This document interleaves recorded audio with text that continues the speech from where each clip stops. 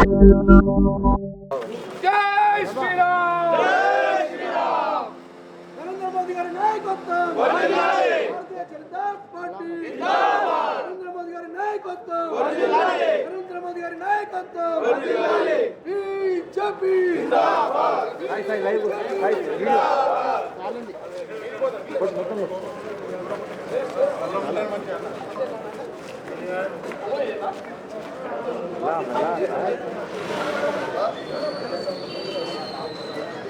భారత్ మాతా key జై.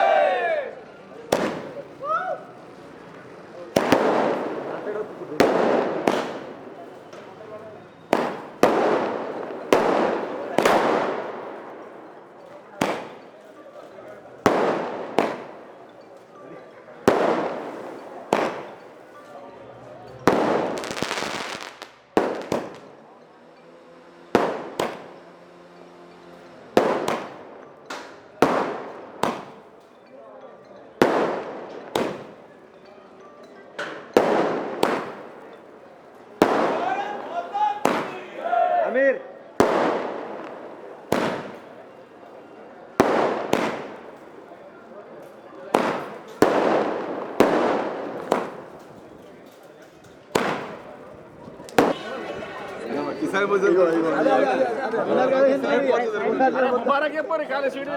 జై శ్రీరామ్, జై శ్రీరామ్, జై శ్రీరామ్, జై శ్రీరామ్, జై శ్రీరామ్, జై శ్రీరామ్. అన్న మీరు సైడ్ కొండండి అన్న పండన్న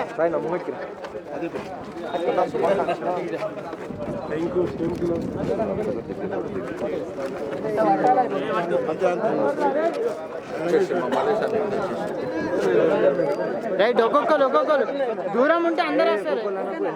భారత్ మాతా కీ జై. రైతు లేనిదే రాజ్యం లేదు, భోజ్యం లేదు, రైతే రాజు.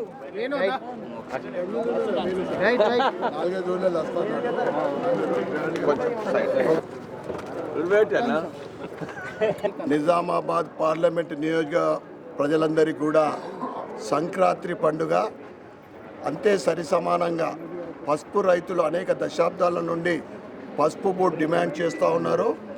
అరవింద్ ధర్మపురి గారు గత 5 సంవత్సరాల క్రితము ఏదైతే పసుపు బోర్డు తీసుకొస్తారని బాండ్ పేపర్ మీద రాసిచ్చాడో అదే సుమారు 2 సంవత్సరాల క్రితము నరేంద్ర మోడీ గారు హిందూ నగరానికి వచ్చినప్పుడు ఆయన నోటి ద్వారా నిజామాబాద్ కేంద్రంగా పసుపు బోర్డు ఏర్పడుతుందని చెప్పడము, ఈరోజు పండుగ సందర్భంగా అది కేంద్రం డిక్లేర్ చేయడం అనేది చాలా సంతోషదాయక విషయము.